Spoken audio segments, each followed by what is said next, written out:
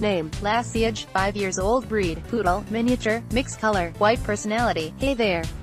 This is Lassie, a spirited young lady who is looking to find the family of her dreams. Lassie wandered her way to the shelter as a stray, and now she's hopeful that she will find a family to call her very own.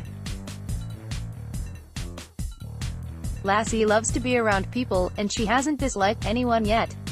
She enjoys being around other dogs and cats.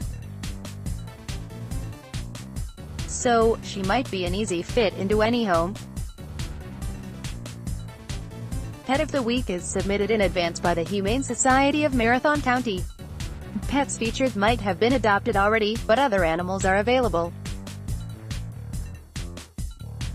Log on to catsanddogs.org, or call 715-845-2810 for more information. The shelter at 7001 Packard Drive, Wausau, is closed for public visits on Sundays, Wednesdays and holidays, but is open noon to 5 p.m. other days, and until 7 p.m. Thursdays. Reader share the story, https://wdhne.ws/to